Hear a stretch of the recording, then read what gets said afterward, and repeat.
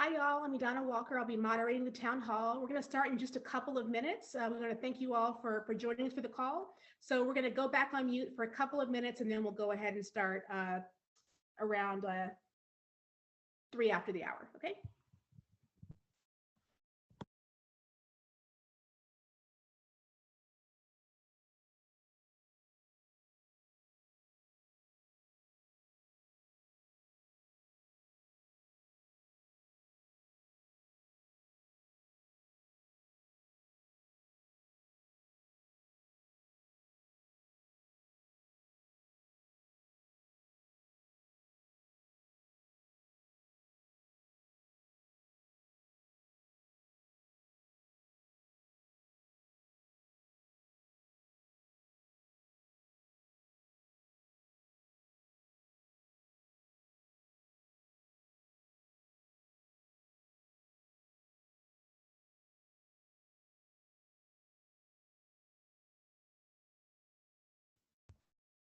Hi, if you're just joining us, I'm Donna with 1,000 Women Strong. We'll be starting in just a couple of minutes. I want to thank you all for joining us. I'm going to be on mute until the call starts, but just a couple more minutes, letting folks kind of get settled, and then we'll begin. Thank you for being here.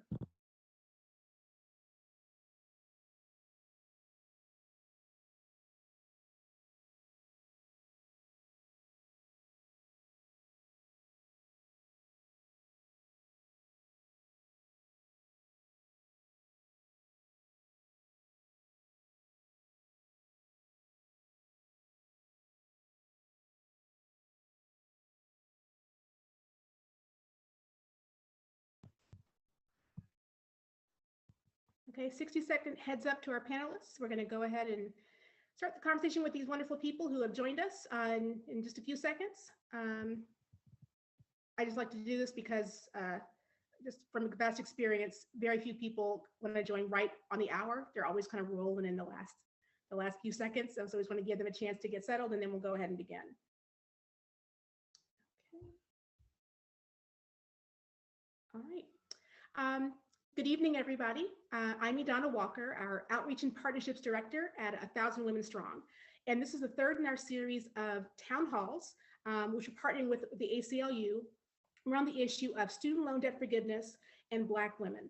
For those of you who know something about 1,000 Women Strong, we are an advocacy organization that works to organize and assist organizers around the country on issues that are important to our community. We center Black women always, with the understanding and knowledge and hope that things that help and support our community, of course, will uplift other communities, because we believe that when we thrive, others rise as well. But we'll always look at it first from the angle of how does this benefit Black women? We'll start from there. And if it doesn't, we'll also have that conversation as well. So this is, again, the third in our series of town halls. The first week was 2 weeks ago. We did about a 5-person panel. We had representatives from baby boomers, Gen X, like me, and millennials. And we had a really great conversation. We talked about, oh yeah, this probably impacts Gen Z as well. And then last week, our conversation was with a woman, a wonderful community organizer who's a baby boomer, whose son is Gen Z and in college right now with student loans. And again, I was like, oh, great conversation about people who are Gen Z. And so we want to make sure that we're always talking to and including and elevating the voices of everyone within our community. And student loan debt is something that obviously is hitting this rising generation, Zoomers, extremely hard. The first generation who's actually looking at this debt with full understanding that earlier generations may not have had, that, you know, you may have it. You may just keep on seeing it forever. And yet you don't have any other option if you need to pay for the school you're going to pay for. I'm not going to be leading this conversation. I'll just kind of be setting the ball for our wonderful panelists. So I'm going to get right to introducing them. We're going to have a conversation, and then we're going to go ahead and going to start having questions from you all within the chat feature. So just look to that. All the questions we'll be going through the chat. We'll go ahead and read them out loud, and just ask that you guys share your thoughts, your wisdom.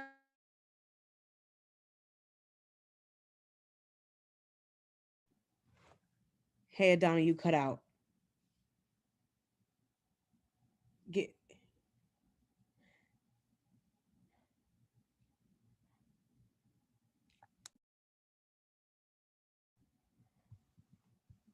Donna, just FYI, you cut out a bit for a portion of what you were saying.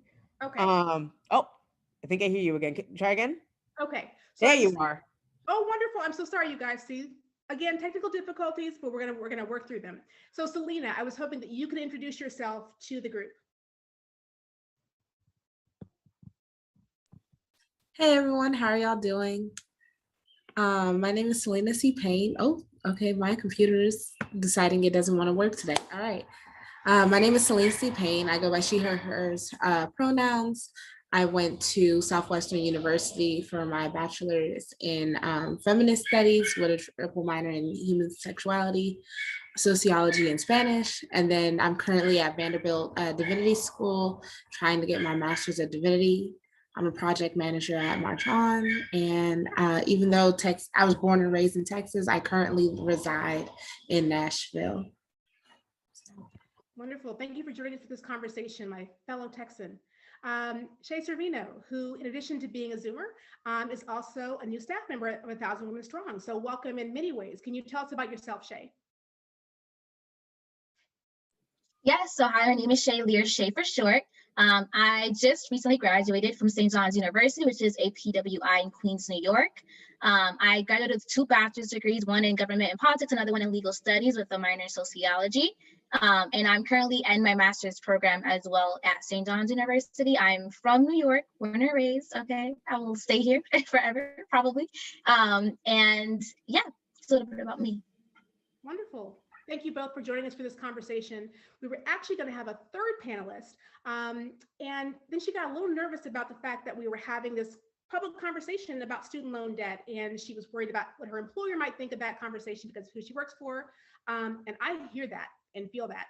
We want to make sure this is a comfortable conversation, but we understand that this issue is very, very sticky for folks, which is why we're trying to bring light to it and a protective bubble around folks because it needs to be dealt with. And we want to make sure that people don't have it weighing them down anyway. So Shay and Selena, you guys have never met before. This is your first meeting, but you guys obviously have in common the fact that you went to PWIs and that you took out student loans to go to school. Selena, can you tell us why you chose why you chose Southwestern in Georgetown, and why you took out loans? Sorry, it's always a fun conversation. So I'm originally, if you know anything about Texas, you can literally be in Texas, be 5 hours away and still be away from home and in Texas. So I'm from Longview. I got accepted to, I think like 12 different schools, and my grandparents, got sick or whatever. And I was like, well, I'm picking the one that's the closest to home, but far away from home. So I chose Southwestern University. They gave me a pretty decent offer in my head because 3/4 of my tuition is paid for, till you realize it's like $60,000 a year, and $15,000 is a lot if you don't have that.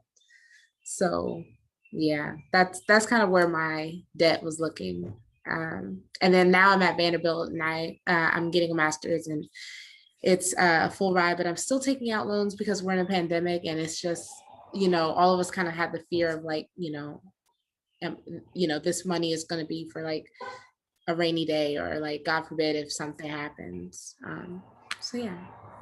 So we're going to circle back to that secondary issue of taking out loans even when you got a full ride, because it's come up multiple times in conversations. Shay, can you tell us why you chose your university? Yeah, so I chose it. So I also, very similar to Selena, I applied to many schools here in New York.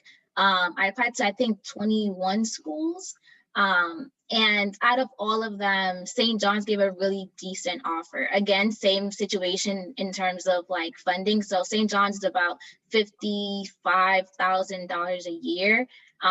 Upwards of like the little secret taxes and stuff, it really goes up to like $60,000 a year.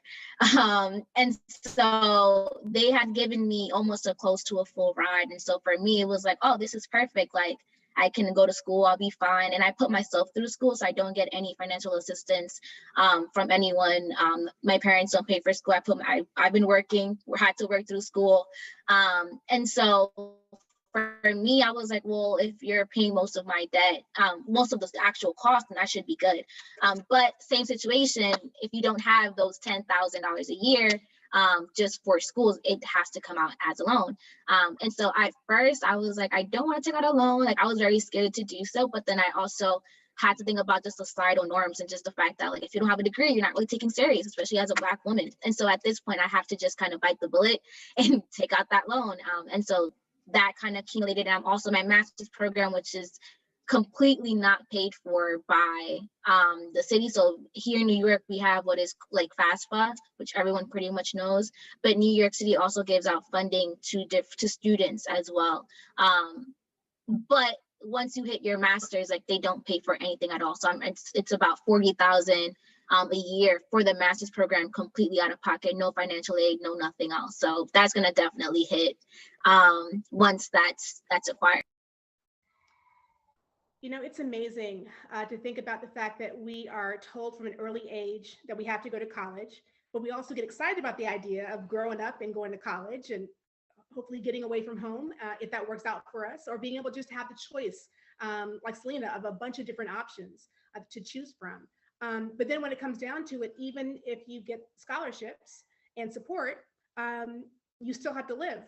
You still have to live in some very expensive cities, or you live in a city that may not be as expensive, but getting there and getting back and forth is expensive. And you have classmates who don't have that experience. So can you talk to me a little bit about what that is like? You know, you're sitting there, you're working hard, you're going for the same degree, and you've got classmates who have no understanding of what it means to have to take out loans and work and try to get on the dean's list. And either one of you, both of you can talk about that. I could definitely jump in on this one because I had students in school literally drive in with a Dodge Charger, a Tesla, like all of these fancy cars. And I'm just like, I'm taking the bus. You know, I'm trying to get to class. I have to go to work. I have to do all these things. And so it was very hard, especially in the field of government and politics, because it's already a male dominated space, a white male dominated space already, and especially in classes. And so I had the breakdowns of, you know, if it's the class of 25, I'll be lucky if there's 5 Black people in that class, right? And then so having that aspects of it, and then also just being able to think about, you know, internships or even job opportunities. There's so many students that were able to take those unpaid internships and really build up their resumes because they didn't have to worry about paying for school, they didn't worry about how am I rent, I have to do all these other things. And so that definitely played a role into just overall what stage are you at versus me, and what opportunities can you take advantage of that I just couldn't. And then I know there was a question about what is a PWI. PWI is a private white institution. And that's basically just a school that is majority white people, and it's a private school. Pretty like, you know, pretty simple in that respect. But when you have a small minority demographic, then you really see the differences of like, they're able to kind of just live their life, do whatever they have to do. And then you'll have that group of students that all you see is them running back and forth on campus because they have to get to work, or they're just coming back from work and have to go to class, or they have to do some combination of both in a single day, which was my reality. I had work and school on every day. I worked Monday through Friday. When I wasn't, I did do retail for a little bit, but then I was able to finally get into my field of law in that time. So I was able to work as a paralegal, but if you know anything about the legal system and just like law in general, it's usually Monday through Friday, 9 to 5. And so I would have to take that, you know, 9:05 class really early and then run back to work in the afternoon. So that dynamic was very difficult. And then a lot of students didn't have that same experience because they didn't need to. They could very easily go to their unpaid internship because they didn't have to worry about putting food on their table or anything else. Great, thank you for sharing that experience. Selena, you were in Georgetown, Texas, which for those who don't know is a small town in the central Texas Hill Country. So what was your experience like with all of the barriers that Shay is talking about, but in a kind of a more rural setting? Yes. Well, I'm originally a country girl. And if you know anything about Texas, our public transportation system is non-existent. Like, you know, Houston probably has a couple of buses or something like that. Um, and so I agree with everything that Shay said. The only problem is in the rural area, it's like a necessity to have a car. And then there's a level of affluence that can happen whenever you don't need a car. Like you can use like little food shipping services to like, you know, bring stuff to your dorm or whatnot, or your parents will send you a care package or whatnot, versus like I needed a car in order to get to the grocery store and like get meds and all this other stuff, just because, you know, like Shay said, I was like one of the few Black kids. Like when when I got into Southwestern, I think I was like one of like maybe 100 out of like 1,400 kids, like 100 Black kids out of like 1,400 Black kids, 1,400 total students. So I'm just like, I don't know. That's kind of what I think about though. It's just like the necessities for what you need in like rural areas versus what you need in like urban areas is so different. It's definitely different. And Yeah. that impacts the amount of money you've got to take out for loans, in addition to what you need for tuition, room and board. And both of you have kind of talked about that. You know, if you're working, other students are not, they don't kind of have the same understanding of it. You know, I keep getting stuck on the statistic that a Black woman with a bachelor's degree makes the same amount of money as a white man with an associate's degree or less. And a Black woman with a master's degree might make the same amount of money as a white man with a bachelor's degree. So master's, Black woman, bachelor's, white woman, I'm sorry, white man.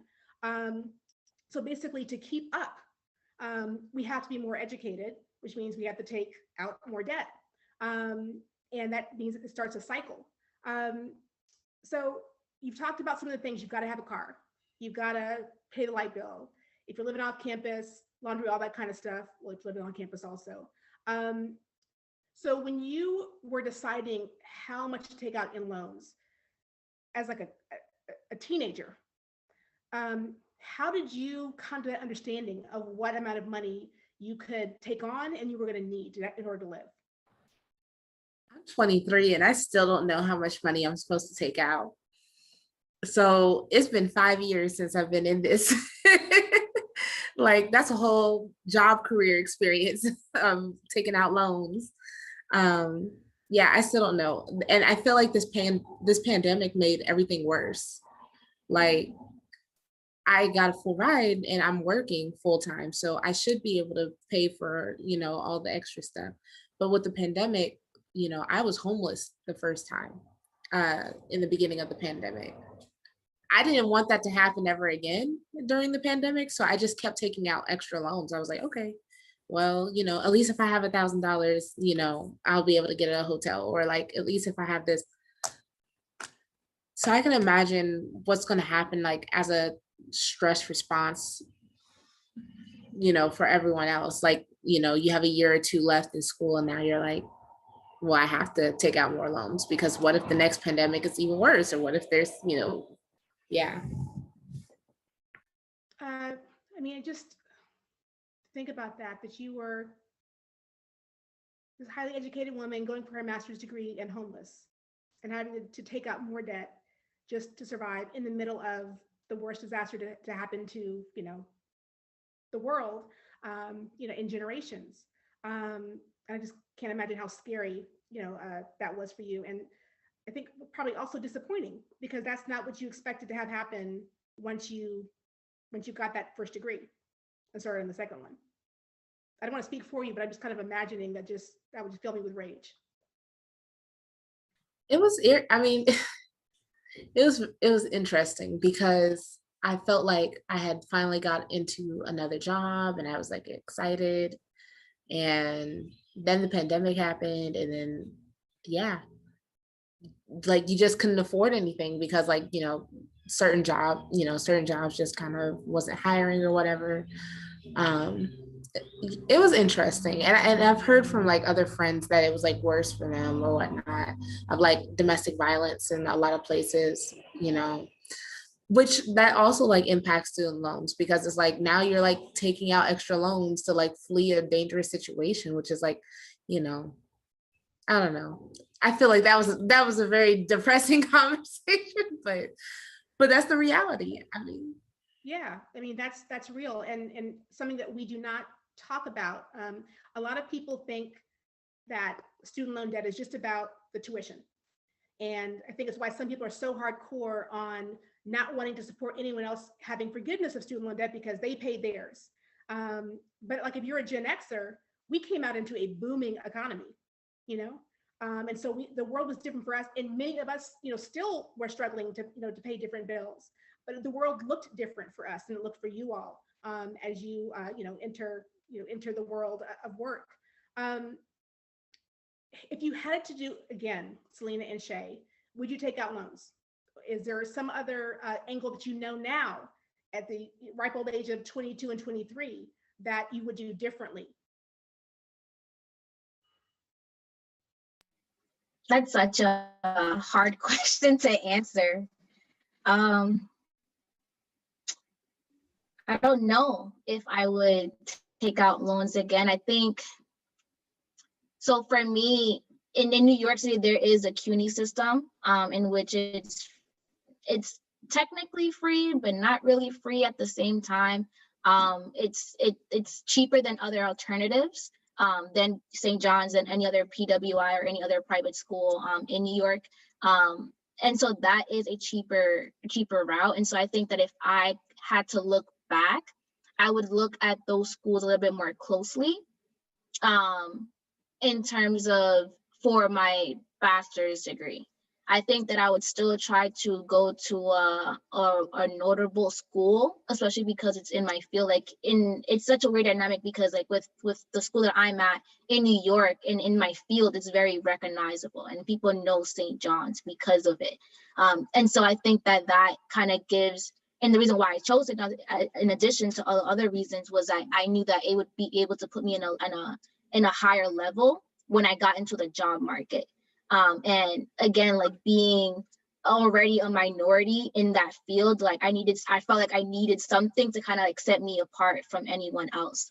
But in the same breath, I'm looking at it now and I'm like, I have 6 months before they start knocking on my door to start paying, right? And so it's just like looking at that aspects of it and looking at the overall fact that when it comes to student loans, we're the hardest hit every single time. And so it would be a more in-depth outlook for me in terms of whether or not I would still choose St. John's in terms of having to take out those loans versus another school. But it's just a lot of factors as to why I chose a school and why I had the debt that I have. And so I feel like, being realistic, I probably would do it again just because I know that the outlook is better. But just looking at the time period that we're in, like you have a lot of us who are just recent graduates, right? With the bachelor's degree class of 2021, and we're walking into a non-existent job market. And so it's like, I would hope that St. John's would kind of help me elevate myself in my field, but in the same breath, timing when it comes to the job market is so different for everyone and every generation. And so looking at it now, it's like, is St. John's really even doing anything for me because of this pandemic? And in hindsight, like if that was possible, I probably would have been like, it doesn't matter because the job market is still trash and it's not doing anything. But yeah, I just feel like there's so many factors to that and so many factors to why people take out student loans. And I think, we're in a situation that we really feel like we have no choice but to take it out. And that's the constant thread of it. and sorry. No, go ahead. I was just going to say, something I also think is really interesting is when we hear conversations about like millennials and their student debt or whatnot, and how like, millennials are a group of individuals that lived through like 2 crises and all. And I'm just like, as a Gen Z, I have as well. Like I've lived through these same exact experiences y'all just and this isn't a battle of the, who got it worse, but it's just funny because like it hit millennials obviously as they were going through it, but it hit us like in our developmental phase where we're like, we grew up we grew up with our parents and everything saying, oh, well, you can, you should be able to get a house and you should be able to do this and this and that, while simultaneously seeing like our older cousins and like aunties or whatever, like suffering from like the economic crises or whatever, or like housing, market. Like we're watching this stuff. And I don't know. I think that's like a conversation that doesn't really happen a lot, of like millennials are going through a lot. And we went through all of that like at like 8 and 9 and stuff. And I definitely agree. That's why I wanted to have this conversation. And next time we have this conversation, Shay, you will be leading it. I just want you to know that. And I will just be watching. But because we don't know y'all's lives. We think we do, but I remember exactly where I was in 1997. I was teaching 5th grade. It was like a year of like tumult. My grandmother died. I had a catastrophic car accident, all that kinds of stuff. I remember 1997 so clearly. And yet that's the first year of Gen Z. Just for those who aren't aware, the oldest members of Gen Z are 24 and the youngest are 6 years old. So that's an incredible gap in terms of how they see the world in the knowledge base. And I think a lot of people in older generations are still stuck on the idea of millennials as 12-year-olds, which is like so wrong and weird and unfair. But because of that, then we can't even think of the folks who are younger than them, who are already rising up and dealing with debt and life and seeing all this from a completely different angle than any of our other generations have seen it from.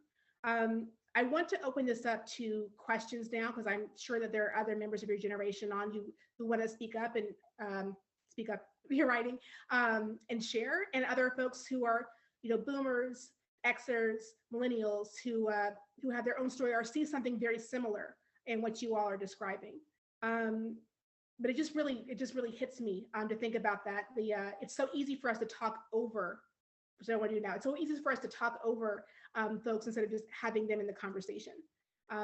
So as I'm doing that, I'm also going to drop a link into the chat because it is an article about HUD Secretary Marcia Fudge, former Congresswoman Marcia Fudge, who made remarks this week about how student loan debt is particularly hurting the ability of Black Americans to become homeowners.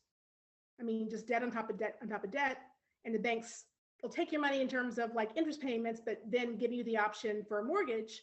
It's not happening. So I'm dropping that into the chat right now. It's a long, ugly kind of link. I have a couple others that I want to share as well. But please, if you got a question, if you got a comment you'd like to share, I really appreciate the person who asked for an explanation of what PWI is, because I think sometimes we just forget that these terms are not universal. PWI, HBCU, obviously historically Black college and university, is not very obvious to everybody. So with that, any questions? Or if Selena and Shay, it's a conversation. If you guys have a question for each other, I would love for you guys to just feel free to have that. Or if you want to yell at Gen X for a minute, please go for it. I can't yell at Gen X because I feel like Gen X is the reason why like Gen Z is so cynical and like nihilistic, honestly. Y'all were going through a lot. You're first. The middle child, yes. Y'all were going through a lot back then, and we appreciate y'all because I feel guilty like we didn't do enough though.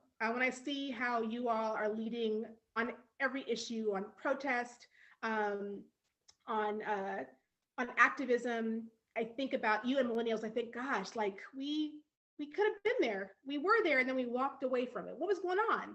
And for a lot of us, like seriously, though our generation has always to deal with debt, we did walk out into an economy that we were told was thriving and that was going to be thriving forever. Jobs were out there. You were going to come out of college making $50,000, which in 1995, 96, like that was great. Like now it's like, okay, but it was great back then. And it's a different world. I see some comments right now. Let's see here. Oh, there's also a link being put in there for folks who want to sign the petition about canceling $50K in student loan debt. This is a work that your Senator Shay is leading on, Chuck Schumer, along with Senator Elizabeth Warren of Massachusetts, Congresswoman Ayanna Pressley, to get that 50K of student loan debt canceled. They're also working on the issue of extending the hold on student debt with banks past March, another 6 months, to at least September of 2022. So those are issues that we definitely want to be lobbying folks on, but we also want you to know that there are folks in office who are working on them as well. Let's see here. I'm trying to read into the chat to see if I've got any questions. Okay. Oh, somebody may have come in late. Karen asking what a PWI is. PWI, predominantly white institution, private white institution, as opposed to HBCU, historically Black college or university. Both of them are going to be expensive. I went to Spelman. One of my dearest friends just let me know last night that he is returning to Morehouse in August to finish his senior year, which originally was scheduled to be 1994-95. And for him, again, for so many people, it comes down to money. But now he has the time, and he is moving back to Atlanta from California to get that last year done and to move on from there. But that's what people are dealing with. See, we've got a great comment here. Very good story. Great that Ms. Fudge is taking a stand for us. I'm interested in whether interest rates can be more fair for those of us with crippling debt loads. I can't help but wonder if President Biden is beholden to the financial institutions behind the federal student loan program. That is a great question. So, Go ahead, Selena. okay. I was just going to say, and I don't know about Shay, but when I first was looking at this, I didn't look at interest rates. I'm just now looking at interest rates, and I'm not gonna lie to you, I still don't know what any of it means. I feel like when I hear about 8% or 3% or whatever, I'm just like, I don't know what that actually means. I'm a divinity student, not a mathematician. I'm just gonna let y'all know, most pastors don't know math. So yeah, for me, I think like the student interest rate definitely just didn't have an impact. Like for me, I just wish everything was like more cut and dry. Like, this is how much you're going to owe over 10 years, like a car payment. Like if it made sense like a car payment, that would, I don't know, I think that would help, because it just doesn't make sense. Yeah, I definitely did look at interest rates. I didn't really know the difference between variable and, well, fixed variable and I forgot the name of the other one, fixed variable and then the other one. And for me, I was like, I don't know what I'm doing. I'm very confused. And so I just kind of Googled and everything. But then I also looked at different banks and what those interest rates were. And for me, what I had to decide was, is the fixed interest rate higher than the flexible one that they have? And 9 out of 10, the flexible one was cheaper. Well, not cheaper, but the percentage rates were lower. So that's exactly what I went off of. I'm like, if it's less, that means you're going to charge me less interest. So I'm just going to go with that. But it was an issue of, I don't know what the number amount is. So I definitely agree with Selena. Like, I wish that it was more cut and dry of like, this percent means that you're going to pay $50 of interest every month or whatever, right? Like, I wish it was just more clear, more understandable, and broken down to that extent, so that we know exactly what's that number going to look like, how much is it going to jump, and we can make more conscious decisions about which ones are better to get and which ones are cheaper, which bank is better to get from, and things like that. But we know that these things are not cut and dry on purpose. And so keeping that in dry just kind of really highlights the fact that we need more education on, and more people in the finance world to kind of help us out, because me in finance, Selena, I agree with you, girl. That's not my thing. Only numbers that I know is maybe a budget, and that's at most. Like, that's it. I know how much I need to spend and how much money I have left, and that is about it. So really getting more people and really just more Black people in general in all of these different fields that we really need support in, because it's not that and I say this with all of my heart, I don't believe it's going to be the same getting financial advice from a white person than a Black woman or someone who is Black. And I think that disparity does exist for a reason. And so getting more people in that field is going to be like the number one goal, so that we can get more educated on it. Because I'm 22 years old, I'm taking out so many loans at this point, and I still don't know what these percentages are at all. I mean, this is just it's so important. Because we're talking about some of this is financial literacy, but really it's more transparency. Corporate transparency, government transparency, why they obscure this information when they don't have to. Same as like with health insurance and bills, that they make it hard for us to get information and answers when you have no choice but to go ahead and sign your name there. And doing it at the age of 17 or 18 or 23, trying to answer questions and navigate a system that adults in their 40s and 50s still are scared to deal with. Just doesn't make any sense. So I see from Ruthie Bond's great point, Selena, I think that if they could explain it a little more, the total number amount that would help you to decide better what works best for you, like what number you're going to end up with. I think that car analogy is great because it's like, okay, it's a 5 or a 7 year loan. You're going to pay this much. You're going to owe this much if you pay it off early. As opposed to with student loan debt, I know people who paid it off early and their credit ratings dropped because they no longer had $50,000, $100,000 in debt, which is so backwards. Okay, Sophie says the compounding interest on student loans are a killer. The entire formula should be revised. Got a question for you, Shay. Given your political focus, do you see having a Black woman in the White House who has garnished accolades in higher education, making the possibility of having student loan debt supported by policy more likely? I kind of messed it up. Let me say it again. Given your political focus, do you see having a Black woman in the White House who has garnered accolades in higher education? I'm sorry, y'all. It's these glasses. Make the possibility of having student loan debt supported by policy more or less likely? Honestly, my answer would be hopefully.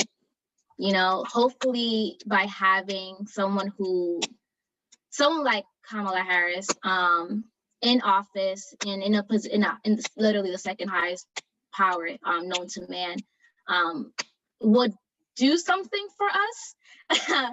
I have a very unpopular opinion on our vice president. And so I really do just hope that she is able to amplify the voices of people that haven't been centered in the conversation ever, and that she can advocate for them in the position that she's in. But as of right now, it seems that, we are on the work that we're doing right now with the 100K Women Strong, right? Like we are trying to get this to be passed, or trying to get our elected officials, or people in the highest position of power, to see this as a problem.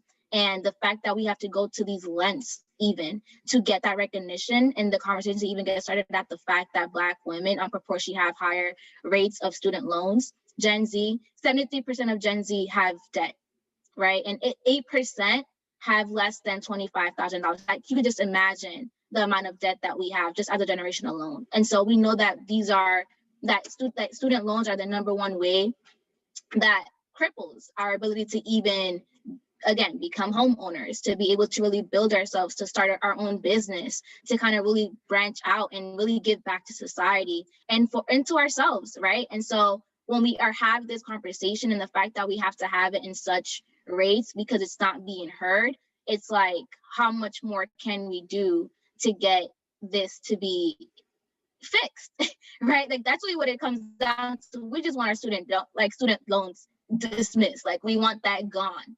And so it's just like, it's something so simple that can impact so many of us, but yet even having someone like Kamala Harris in office, we're still having to fight the same fight. So I don't know how much more or what of a difference having her there is going to do. I think that if that was an issue that she was centering, I think that can definitely change the conversation that we're even having, but it's not. And so it's more of, how do we get it to that? Like, how do we get this conversation to get to these elected officials and to these people who are in these positions of power to be able to do that? And I think that's exactly the work that we're doing now, which is let's round up the support behind it. Let's tie the tough conversations. Let's have the conversations that no one else is talking about, and bring it to the center stage that we can force our elected officials to listen. And so I hopefully that answered the question, but I don't know how much of a difference that she will do individually, but I think that when it comes to people power and us collectively organizing behind it, that's where we're going to see the most change. Fantastic. Great question. wonderful answer. Oh, Adana, you cut out again. Oh, Adana, you cut out. Oh, and you froze. Oh no. Sorry, guys, we're having technical difficulty.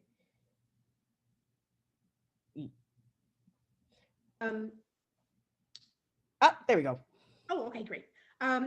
We talk about generational wealth. We also need to talk about generational poverty.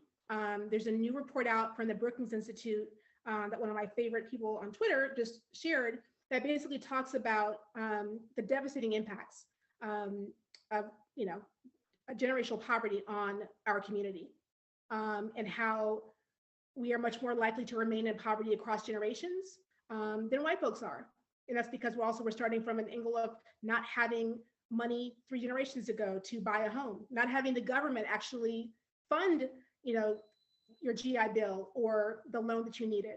But they did fund for somebody else. Like my grandfather fought in World War II and he didn't get a GI Bill. Like, come on now, what?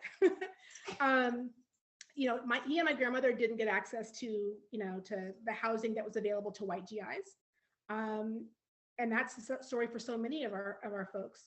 So I'm going to find that link and I'm going to share it with you guys because it was really depressing, but I think it was also helping to like keep the stakes high in this conversation that yes, we do want to have with Vice President Harris and President Biden. The question earlier about whether he's beholden to financial institutions. I mean, Delaware is home to many of the nation's banks. And I think it's a fair question that we need to ask. In our first call, Shakia was asked a similar question about engaging Vice President Harris. And she said, you know what, we want to have a conversation, not a duel. And I like that because it's like, yeah, we aren't going in there antagonistic, but we do expect a conversation. And we need to have many of these conversations about this issue and how it's impacting us in different ways, different parts of the country, different angles. So with that, Selena, you are in divinity school. So you're not looking to come out and make $1 million. Like, you and your classmates, what is that like? Like, you're going out to serve the Lord, but you're going to go into debt to do so.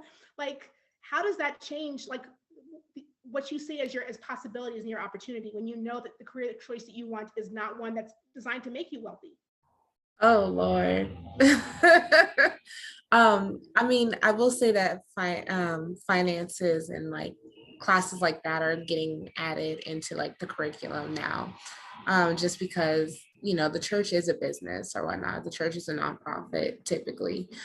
So like that's something that's like a way that the institution is kind of like trying to shift and change a little bit, so they can kind of accommodate for that.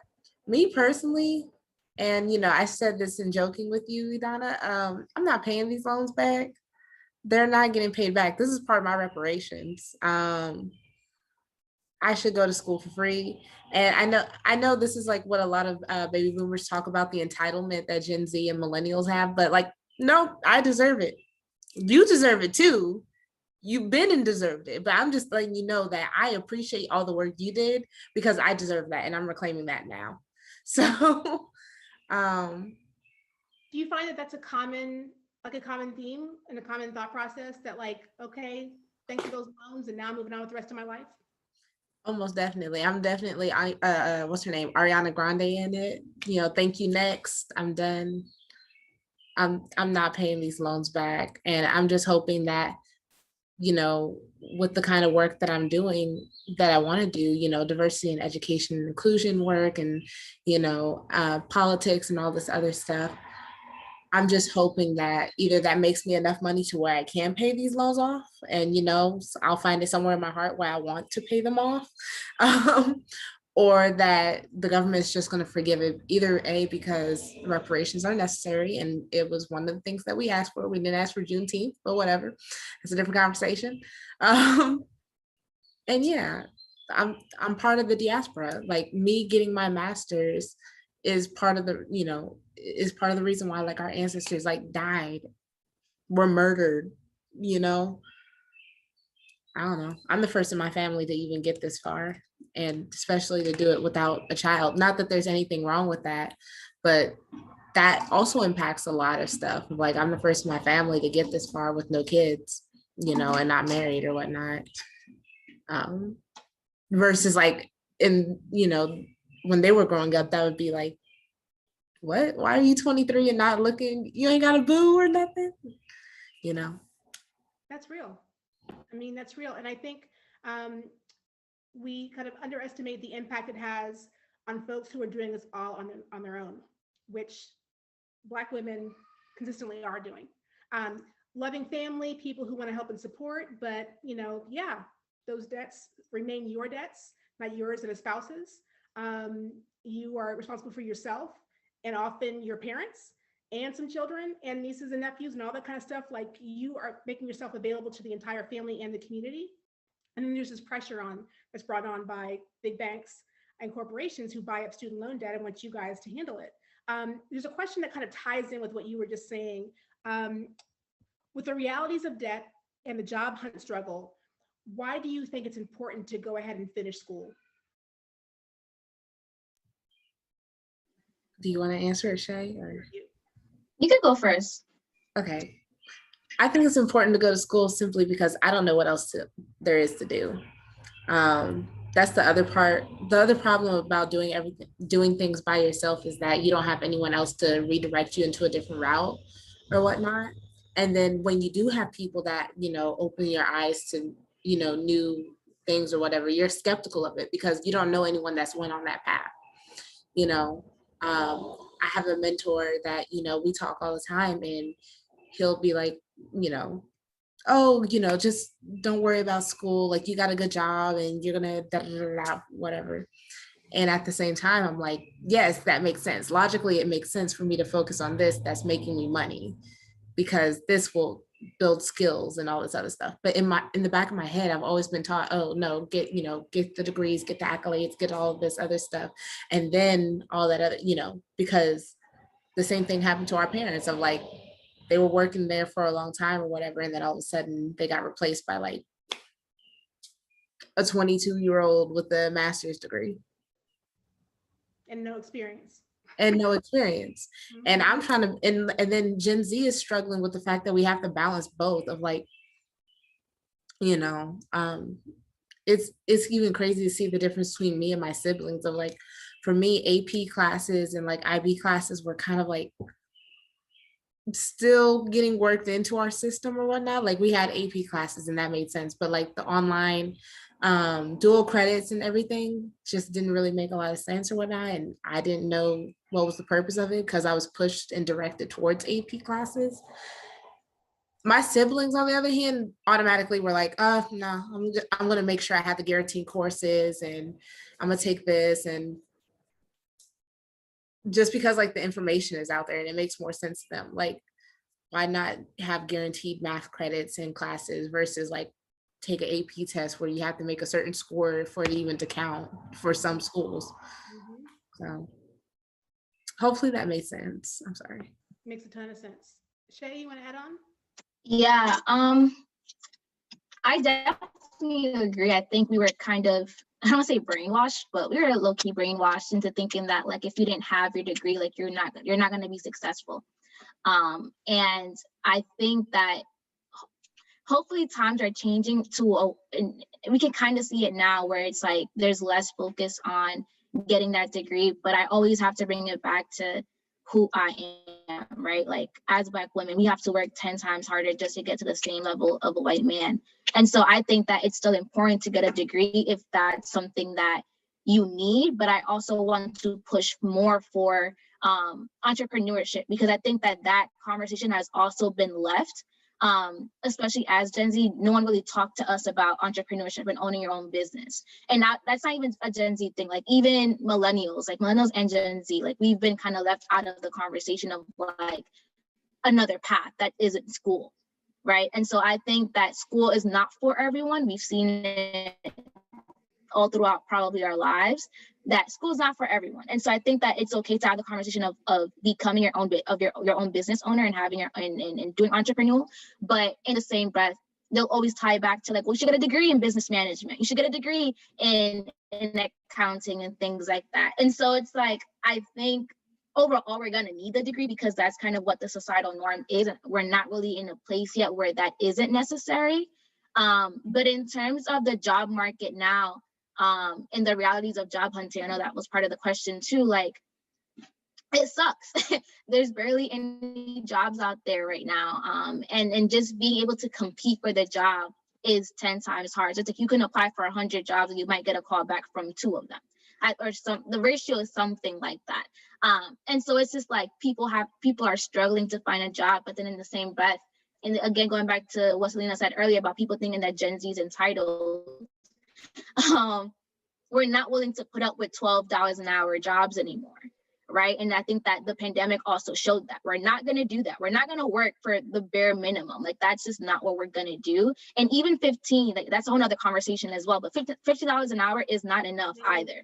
Right. And so we have to have the bigger conversation of inflation, right? Like inflation cost of living in the areas that you're in, and how much do you really need to be able to just live a decent life? Because I think that's the biggest conversation. Can you live a decent life right now? And it's like, no, we can't. And then, so it's like, what else do we have but to get this degree that's said to be that if you have that degree, you can make more money. And so it's just like having to kind of constantly fight that ladder of success and fighting the ladder of just salaries and incomes, and then adding the fact that we're women, adding the fact that we're Black women at that. It's just like, at this point, let me get this degree because this is my survival. Like, I need to get this degree for survival. And I think that that's the concept that most people don't really talk about. And I agree with you on that too. And I would even add the fact that I would add on to there that when it comes to like that conversation about entitlement or whatnot, that as someone brought it up in here when they were talking about the counseling or whatnot, even though we grew up with the internet or whatnot, the internet is still like a skill that needs to be, the internet is still a skill that needs to be learned or whatnot.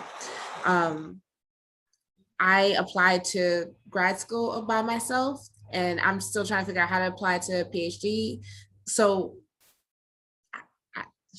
I don't know. I'm just thinking about all this other stuff. I think I'm gonna get to my original point with the first part, where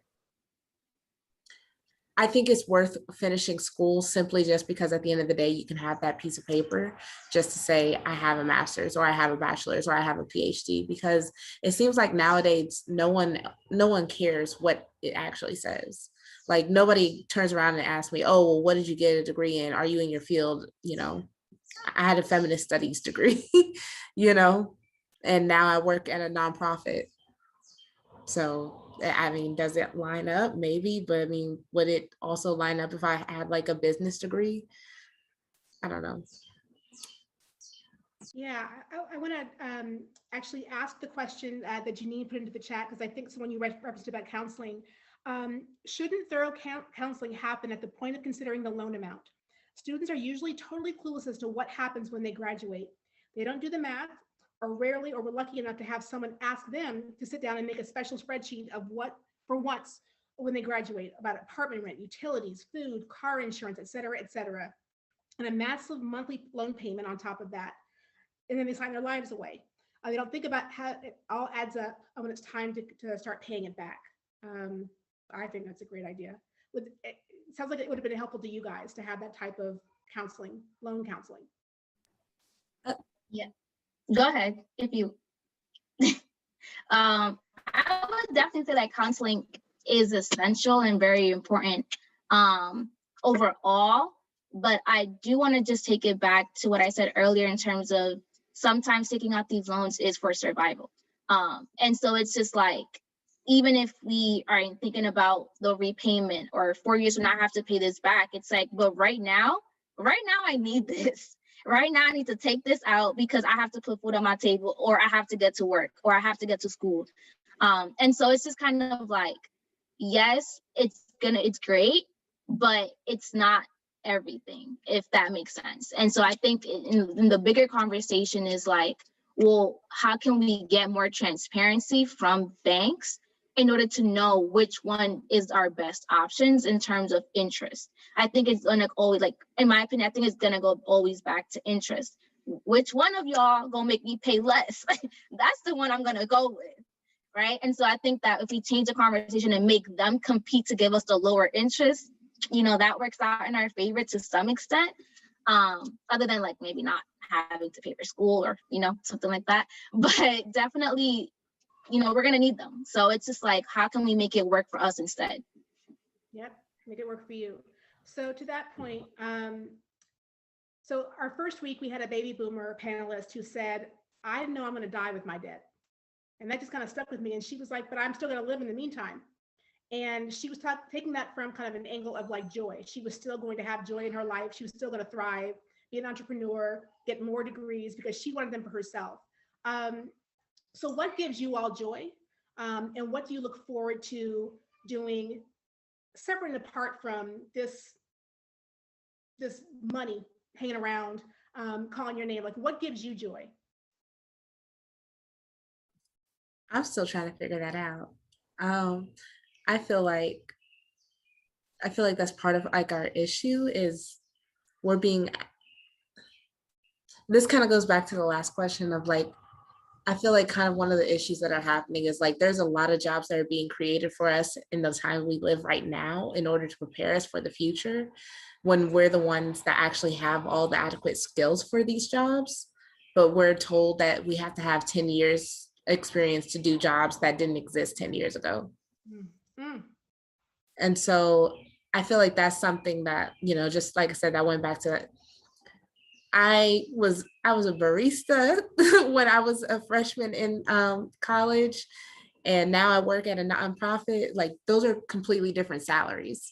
So like when you get in and you're doing the counseling or whatnot, like being a college student in general, being in your 20s, your teens and your 20s is just so unpredictable and like unstable in general. There's no amount of counseling that would make sense for me to be like, okay, I owe $105 every month. I'm a barista. I only make like $400 a month, you know, on top of going to school, you know. And then now I've gotten to the point where, like I said, I'm at the point where I don't even want to think about how much loans I have because I'm like, I'm not paying it back. It's not getting paid back because I'm in the endless cycle of I can't pay the student loan off because I'm in debt. So I'm going to take out more debt so I can pay for like other necessities. And the only debt that I have is like student debt. And I feel like and the last thing I'll say and I'll be done. I feel like I don't know if this is a thing, and y'all can correct me if I'm wrong, but I feel like culturally there's kind of like this idea that student debt is like a lesser evil than any other debt. Because like, I know for me, I've definitely paid for like, you know, or I'm paying for like all my other debts or whatever, like car and everything like that. But there's not like a heavy obligation, it feels like in the Black community to like pay off student loans simply because it doesn't really affect too much when you're younger. I want to say. And then when you get older and you're trying to like buy a house and you have a family and stuff, all of a sudden it like kicks you in the face. So Yeah, I'll definitely agree with that, like 100%. And in terms of like what gives me joy, I love organizing. That's like my happy space. Like that's where I'm like, I'm here, I'm doing it, and like I'm gonna make it happen. So I think just organizing overall, it's stressful, right? It's very stressful, but it's also something that I really, really love to do. And just being able to bring people together behind different issues, different campaigns, like that's my joy. I wish I didn't have to go through debt to be able to do it, but you know, we're here. joy is when you use that last $40 from your refund and get like a meal and like finally wash your clothes. That's what joy is. Yes. So you could be like, I'm gonna treat myself and I'm gonna go get these nachos. I sure am. So in the world that you organize, what does college look like? What does higher education look like in the world that you all organize and have prayed and ministered to us over to make these changes that need to be made?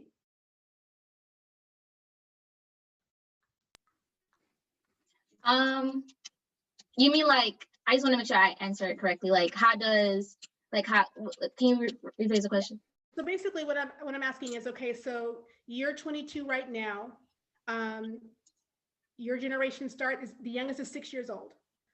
So if there's something that you can do, if you had the magic wand to do everything, for that 6-year-old and for those younger or not yet born, that get you farther than we in Gen X got you and baby boomers and before that got us. Like, what does that world look like to you? Like, is it free education for all? Is it Just one? Just one? Oh, maybe. Do I have to pick just one? You don't have to pick just one. Oh, listen, okay. Free education, free healthcare, a sustainable world with quality food around us. We need good food options in our Black communities because that does not exist. We need no police in schools. We need no police in general. We need more community care, more community care in terms of social services. I would end homelessness. I mean, I'm gonna leave some for Selena, but listen, the list is long.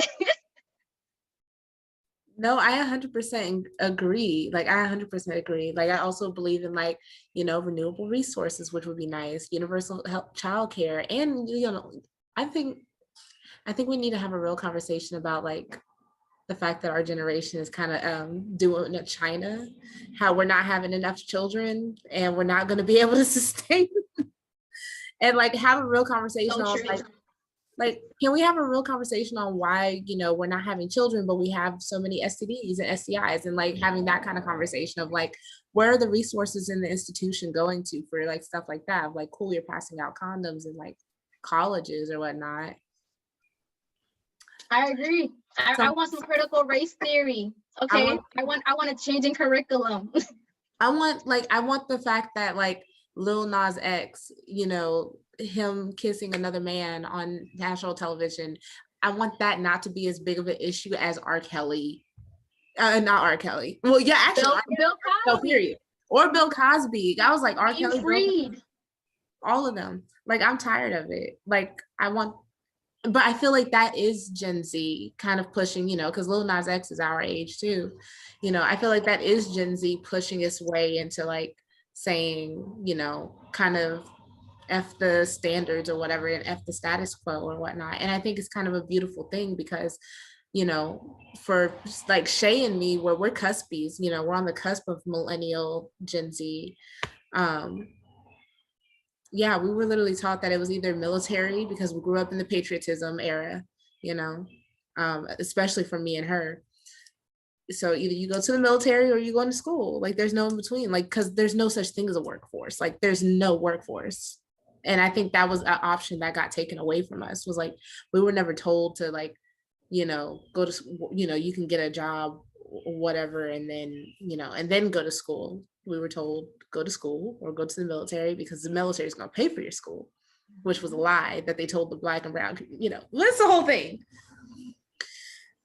But yeah, I know so many people who did that military to school pipeline who are just very angry because they felt lied to, and because obviously they didn't want to be in a position where they felt like it was like picking up a gun against somebody they didn't even know to pay for books. Yep. And can we also, the last thing I would say is, like, can we talk about how we're also some of the most depressed generation we out here? It is really sad. Like, I think part of the depression is, like, the student loan debt, and that's something we have to talk about, of, like, I've had a friend that I knew that used student loans to pay for an abortion. I had a friend that, is using student loans to, I've heard about people using student loans to pay for, like, mental health resources or whatnot. Like, student loans is that gap insurance for life. Like, that's literally what it is. And I think there's something, like, really depressing when you have to, you realize, oh, I graduated med school, law school, divinity school, get your BFA, whatever, your MFA or whatever, and you realize that you have, like, $50,000 to $100,000 in debt, and there's nothing you can do about it. What are you going to do about it? Mm-hmm.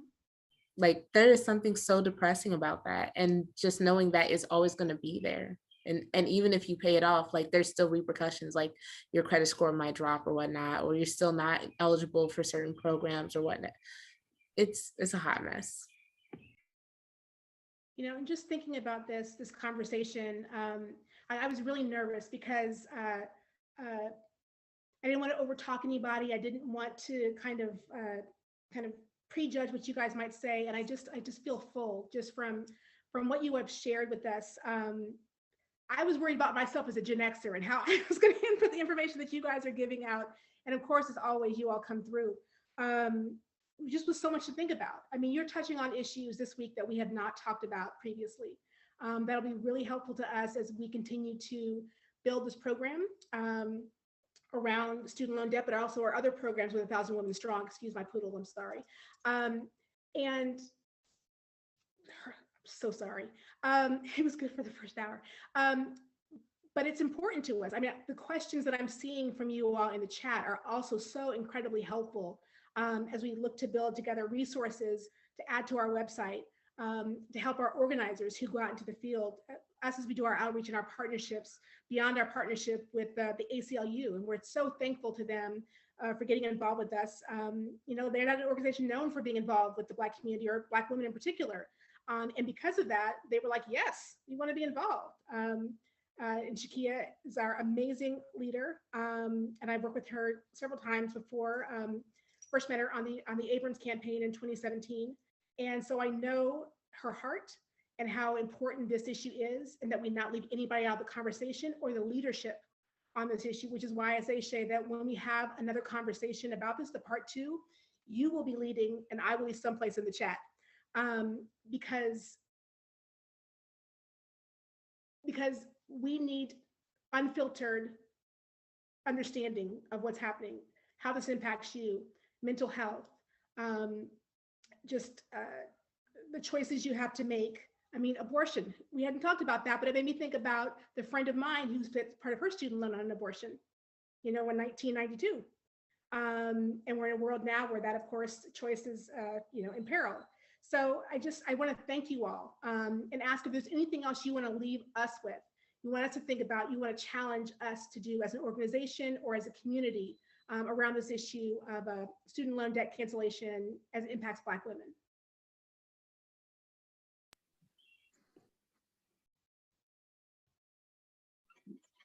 I just wanted to add, and I think that this is why this conversation with Gen Z particularly is so crucial, because I feel like Gen Z is often left out of the conversation if we're not the ones leading it.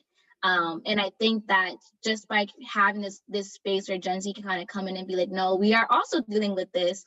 And I think Selena really brought in the key point of like a lot of the issues that other generations might have had that had gone through. We were going through it at such a young age. And so the effects, I don't want to say it was 10 times worse, but the way that we had to take it at such a young age where we are still developing also impacts us to where we're at now and how we see these issues and why we're advocating for the issues that we are at such a high rate, like the ones that I mentioned before, right? It's like we're at the forefront of these issues because we had to deal with all the things that you guys also had to deal with, you know, millennials, Gen X, and even boomers. At such a young age that impacted us in our mental health. And so really being able to bring in Gen Z into the conversation and not forgetting us, I think that is a crucial part, because 9 out of 10 that we're being left out or we're being labeled as something that we're not. Simply because we're fighting for certain issues or we're advocating for certain issues. And the student debt crisis is also something that we're talking about as Gen Z, because again, we're coming out in a market that does not exist with all the debt that we have. And so it's like, what are we supposed to do at this point when we have nowhere to look to? And so really being able to kind of create space with Gen Z, I think it's very important in all aspects. So I'm just grateful for this space. Well, thank you for joining us in this space. Selena, what about you? I just want to say, and this is something I really pray that like our community as a whole kind of like remembers this, of like, don't sleep on humanities and social science kids.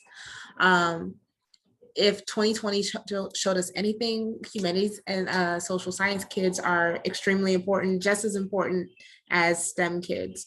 So like, and funding fine arts and like supporting them, like I feel like just seeing the surge of music and seeing the surge of protests in like very creative, beautiful ways that like I feel like needs to be written down in history. those are things that I feel like nonprofits and like other organizations do need to lean on more. So of like, I feel like STEM kids have enough support and fine art kids and humanities kids don't. Like, because they're being told that their job is useless because a teacher doesn't make that much money, because a counselor doesn't make that much money or whatever. And if we're living in a system that already is going to underpay us regardless, I feel like we can at least encourage kids to like do something that they're going to enjoy and get a degree in something they're not going to regret for at least the next 15 years. Mhm. That joy is important. There was another study before we end that I think it was Brookings Institute. I'm not sure. I'll find it and send you guys the link in our recap about the fact that we are facing a real dearth of Black women educators, elementary, middle, high school, because they cannot afford to go into the field anymore because it doesn't pay enough, because they have to go for something higher paying. And so a lot of people who have a passion, they want to serve, they want to teach, they want to be creative. Like you're saying, you know, we're not supporting that. And then it being unsupported, they don't have a choice. If they still want to do that work, you know, how are they going to pay for it, you know, once they get out? Um, so, so Mary Ellen, I want to go ahead. Mary Ellen says, ladies, you have opened my eyes to all of the issues you face. I thank you so much. I want to do what I can to help in the small way I am able to. There are no small ways, Mary Ellen. We're so grateful to you for being part of this conversation, for all of you being part of this conversation. Adriana, our fantastic data director, has been helping to keep us in line. She shared with you a link that I meant to share with you all, but just share with the panelists from Clever Girl Finance. It's a Black woman's blog, and she's talking about Black women's student debt crisis. I had never heard of her. Would love to meet her now because she's talking about all things, you know, financial literacy for Black women from her angle. And we need to center ourselves in these conversations that we're having, even as they impact other people. Adriana, I don't know if you had any words you wanted to share before we sign off. Me? No, this was great. The tech stars always want to stay behind the scenes. Okay, we don't want to forget them though. Thank you all so much. We will be sending a recap email out in the next few days that will have links, some of the things that we shared here, some new links that we're going to share about just interesting articles or different takes on this topic, whether they impact specifically Black women or the larger community, and the work that's being done to organize around this issue. For those of you who are interested in being in touch with us, please, I see somebody saying, you know, they wanted to email me directly. Yes, absolutely. I want to be in touch with you to talk about things that you can do to help, that we can do to help you as well in your understanding of this issue. But thank you to everyone who took part, to the team who's been involved, and we hope that you all will come back and join us next week. Topic to be decided as we look at this another angle of Black women's student loan debt. But thank you again for spending part of your Thursday with us, and I hope you have a wonderful and blessed weekend.